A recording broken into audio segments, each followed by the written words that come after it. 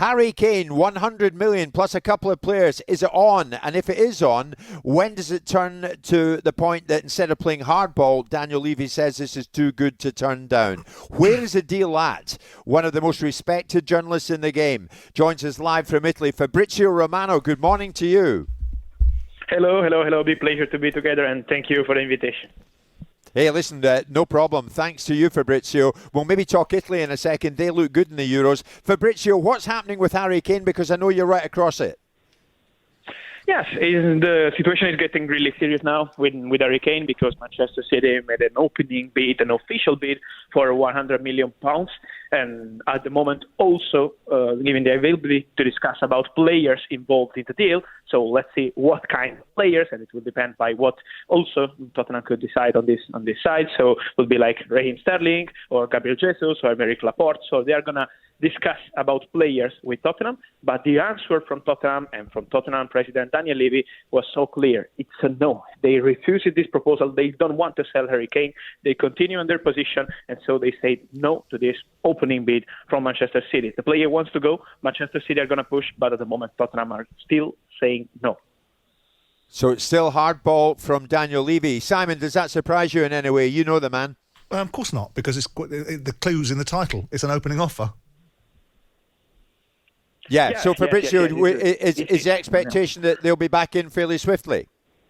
Yes. The expectation is that they will try again, because of course we are in June, so the market is still so long, and they want Harry Kane. What I told is that Pep Guardiola wants him as first target, and also the board of Manchester City, they love the player. They are convinced that it's perfect for what Manchester City are looking for after losing Sergio Aguero, joining Barcelona. So they want something new, and they think that Harry Kane is perfect. So my feeling is that they will try again during the summer. They will try to negotiate. They will try to find the right way to convince Daniel Levy, also because they know the player wants to play Champions League football. Harry Kane wants to play Champions League football, and this is the key for Manchester City. We will see if they will do another bid. I think after the Euros, nothing will be decided during the Euros, also to respect the player, to respect the England national team. But then immediately after, I expect Manchester City to move again for Harry Kane. So my colleague Alex Crook is with me here in Glasgow, Fabrizio.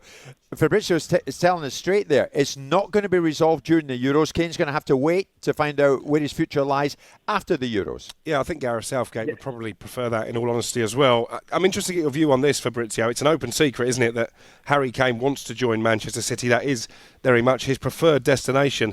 I was told by two really reliable sources towards the back end of last week that he's already started discussing personal terms with Manchester City, or his advisors have anyway. Can you bring us up to date on that? Yes, and at this point of the personal terms, what my feeling is that it's not a big problem on this side, because, as you say, the player wants to play Champions League football, and Manchester City would be a great opportunity. Also, not joining Chelsea, but joining Manchester City, also because of City rivalry. So it's also a matter of respect for Tottenham fans. So I think personal terms would be a big problem. I'm not told that it's agreed and done with Harry Kane, but what I feel is that it's not the main problem of this deal. The real problem is to convince Daniel Levy, because he wants to keep the player. But with Harry Kane, with Manchester City, I don't see big problems to find an agreement on personal terms. Troy Deeney, I mean, put yourself in Kane's position. We said this before. Kane wanted this resolved before a ball was kicked in the Euros. He's now going to be post the Euros before he knows. I think anyone with sense would say that, though, Jim. Honestly, I've never seen a deal of this magnitude get done on a single offer. We all know Man City have an endless... we all imagine Man City have an endless pot of money.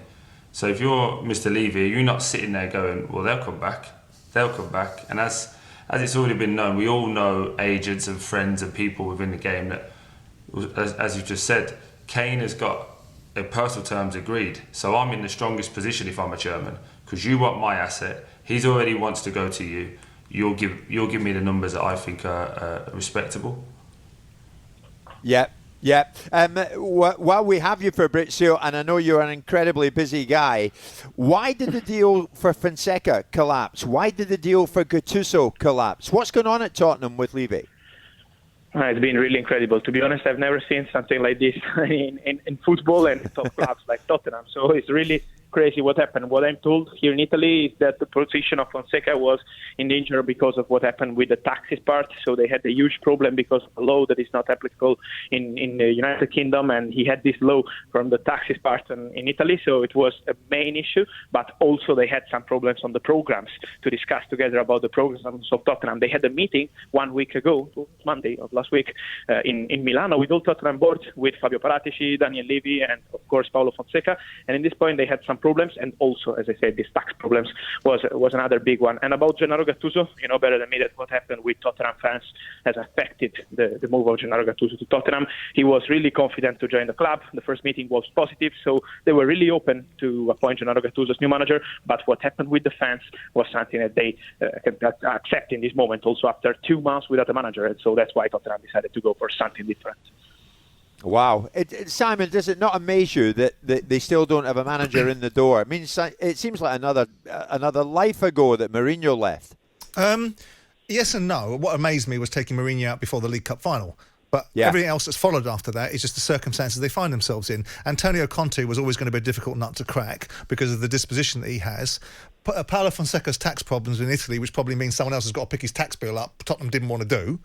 Gattuso has spent 23 days at Fiorentina. I think it's a challenge for Tottenham, and I think they will overcome this challenge. And the narrative that's been spun out that everyone's got to run around and get managers when the media say they have to get them is for the birds. You get a manager when the right manager is available. Palace will do the same. Everton will do the same, and you go through a process. And what is really surprising to me, and I think this is probably a silly thing to say, is how quickly and easily this is finding itself into the media. Every single time Tottenham index themselves to somebody, it's either Tottenham seem to want the media to know, which I don't believe Daniel would do, or the candidates themselves want the media to know, or their representation does. And all of that makes it very difficult because, with the greatest respect in the world, not everybody that gets spoken to is going to get the job primarily just because you think that their reputation precedes them. Paolo Fonseca, why would you want him? He, with greatest will in the world, he hardly pulled up any trees at Roma, did he? And you've got a billionaire owner in Roma that doesn't want to back him, would rather get rid of him and bring in the guy that Tottenham didn't want. It doesn't make a lot of sense. Fabrizio, before you say ciao for now, who is the latest name in the frame for Tottenham? Because if anybody knows, you know. I think that now they're in contact with many managers, and they're trying to keep it secret because, as you were saying, keeping it always public, always on the press is a big problem also for this kind of negotiation. Kind of situation also for the club. So they're keeping it secret. They're talking with 5 different managers in the last week. For example, I'm sure they contacted Ernesto Valverde, former Barcelona manager, on Friday. They were talking also with Ralf Rangnick. Ten Hag has always been in the air, but it's not easy. I'm told that Ajax are convinced that he's staying. So let's see now what happens. They have many managers on the list, and I think this week they will make a decision. Jim White and Simon Jordan, Monday to Thursday morning, 10 till 1.